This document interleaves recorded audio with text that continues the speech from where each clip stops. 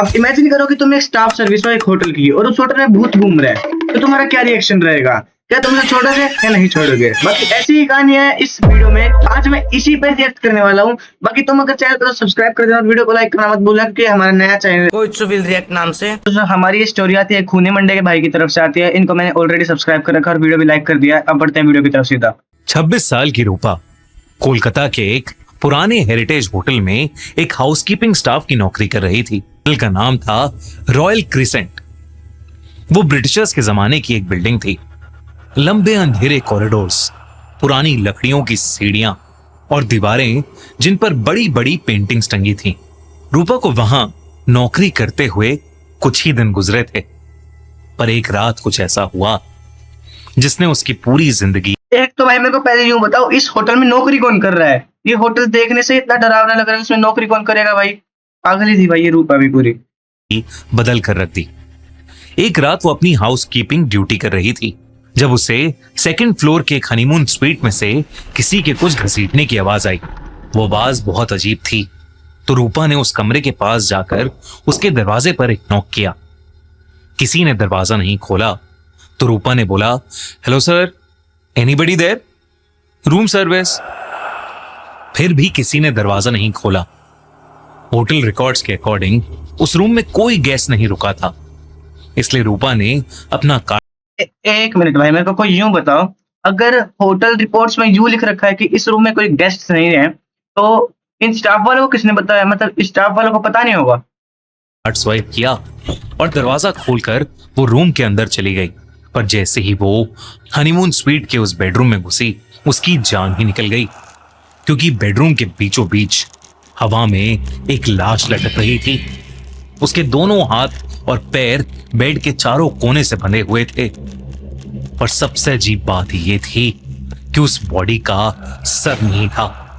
गर्दन के नीचे से कटा हुआ सर, खून जमीन पर टपक रहा था।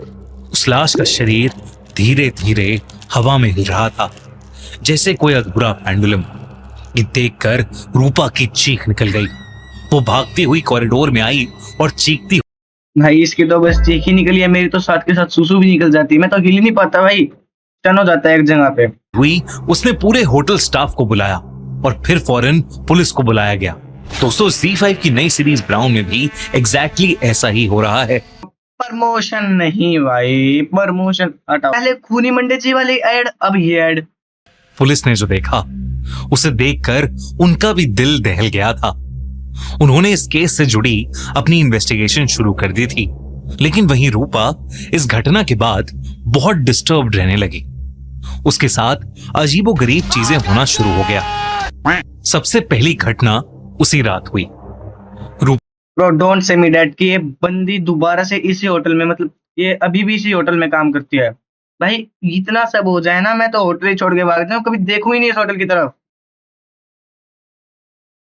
क्वार्टर्स में सो रही थी जब अचानक रात के 3 बजे उसकी आंख खुल गई। उसे लगा कि जैसे उसके कमरे के बाहर कॉरिडोर में कोई कुछ घसीट रहा हो। बिल्कुल वैसी ही आवाज जो उसने हनीमून स्वीट के बाहर सुनी थी। पहले तो उसने उसे इग्नोर करने की कोशिश की, लेकिन आवाज धीरे धीरे उसके दरवाजे के पास आकर रुकी। फिर 3 जोर की नॉक्स हुई। ठग ठग ठग। रूपा का गला सूख गया। उसने हिम्मत करके दरवाजे के नीचे वाले गैप की तरफ देखा और उसकी सांसें रुक गईं। दरवाजे के बाहर किसी के पैर नजर आ रहे थे, लेकिन वो उल्टे थे, जैसे कोई इंसान पीछे की तरफ देख रहा हो। रूपा चीखना चाहती थी, लेकिन उसकी आवाज ही नहीं निकली। कुछ देर बाद वो पैर धीरे धीरे कॉरिडोर के अंधेरे में घसीटते हुए गायब हो गए। अगली सुबह उसने होटल मैनेजमेंट को सब बताया, लेकिन किसी ने उसकी बात को सीरियसली नहीं लिया। सबको लगा कि रूपा उस इंसिडेंट की वजह से बहुत शॉक्ड है। और एक तो भाई आज मैं घर में भी अकेला हूं यार, मेरे को थोड़ा डर लगता है। चलो कोई बात नहीं, कुछ दिन में ठीक हो जाएगी। लेकिन चीजें ठीक नहीं हुई, और भी ज्यादा खतरनाक होती गईं। 2 दिन बाद होटल के पुराने स्टोरेज रूम की सफाई करते वक्त रूपा को एक लकड़ी का पुराना बॉक्स मिला। बॉक्स पर अजीब सिंबल्स बने हुए थे। मेरे को एक बात बताओ, क्या पूरे होटल में ये ही एक लौती स्टाफ मेंबर है? और तो कोई स्टाफ मेंबर अभी तक दिखाया नहीं। हो भी सकता है, क्या पता इसका स्पेशल काम हो। ये रात को और किसी स्टाफ मेंबर को नहीं सुनाई दी वो आवाज, इसको ही क्यों सुनाई दी? बाकी चलो। बीच में एक गोला था, उसके अंदर एक आंख और उसके चारों तरफ हाथों के निशान। रूपा से रहा नहीं गया और उसने वो पुराना बॉक्स खोला। अंदर कुछ ब्लैक एंड व्हाइट फोटोग्राफ्स थी। ऐसा लग रहा था कि वो किसी बहुत पुराने टाइम की फोटोज हैं। एक फोटो को देखकर रूपा के रोंगटे खड़े हो गए। फोटो में कुछ लोग काले कपड़ों में खड़े थे। उनके चेहरे पर अजीब मास्क थे और उनके बीच में एक औरत हवा में लटकी हुई थी। उसके हाथ और पैर रस्सी से बंधे हुए थे और उसका सर था ही नहीं। फोटो के पीछे एक शब्द लिखा हुआ था, अर्पण, यानी सैक्रिफाइस। रूपा ने डर के मारे पुलिस को सब कुछ बता दिया और पुलिस को वो फोटो भी दे दी। इन्वेस्टिगेशन में सिर्फ एक अजीब बात सामने आई। एक तो मेरे को यूं बताओ, एक इस रूपा के साथ इतना हॉरर चीजें हो रही हैं, पर फिर भी इसके अंदर क्या चल थी कि ये वो बॉक्स खोले। वो बॉक्स देखने में इतना डरावना लग रहा था भाई। उस होटल के नीचे ब्रिटिश एरा का एक सील्ड बेसमेंट मौजूद था, जिसे 1941 के बाद से कभी नहीं खोला गया था। पुलिस ने बेसमेंट खोलने का फैसला किया। जब दरवाजा तोड़ा गया तो अंदर का मंजर देखकर सबकी रूह कांप गई। दीवारों पर वही सिंबल्स बने हुए थे और बीच में एक पत्थर की वेदी बनी हुई थी। उसके आसपास पुरानी हड्डियां बिखरी हुई थीं। फॉरेंसिक एक्सपर्ट्स ने बताया कि कुछ हड्डियां लगभग 70-80 साल पुरानी थीं। साथ ही उन्हें वहां एक पुरानी डायरी भी मिली। उस डायरी में एक खौफनाक सच लिखा था। 1931 में कुछ अमीर और पावरफुल लोगों ने एक सीक्रेट सोसाइटी बनाई थी। वो लड़कियों की बलि चढ़ाते थे और वो इस रिचुअल को अर्पण कहते थे। हर रिचुअल में एक औरत को चुना जाता था, उसके हाथ और पैर बांधे जाते और उसे हवा में लटकाया जाता और फिर उसका सर अलग कर दिया जाता। पर सबसे चौंका देने वाली बात यह थी कि डायरी के आखिरी पेज पर लिखा था, जब तक अंतिम अर्पण पूरा नहीं होगा वो लौट कर आते रहेंगे। ये सब जब रूपा को पता चला। ब्रो ये 70-80 साल से ये कर रहे हैं, अभी तक इनकी मौत नहीं हुई भाई। अब देखो भाई, वो कोई गोश्त वगैरह है वो जब अलग बात, लेकिन अगर कोई सोसाइटी बनाई थी उनने तो मर भी गए होंगे वो सोसाइटी जिनने बनाई थी। 70-80 साल हो गए उन्हें। तो रूपा बहुत ज्यादा डर गई। उसे लगने लगा कि ये रिचुअल अभी भी हो रहा है। उसने सोचा कि वो सुबह होते ही नौकरी छोड़ देगी, लेकिन रूपा के लिए अगली सुबह कभी हुई ही नहीं। उस रात जब वो अपना काम खत्म करके सोने के लिए अपने कमरे में जा रही थी तो उसे ऐसा लगा कि जैसे होटल के उस लंबे कॉरिडोर में उसके साथ साथ कोई और भी चल रहा है। ब्रो स्क्विड गेम का फ्रंटमैन जैसा लग रहा है बंदा। लो देखो, फ्रंटमैन यहाँ पे भी आ गया भाई। उसने पीछे मुड़कर देखा लेकिन वहां कोई नहीं था।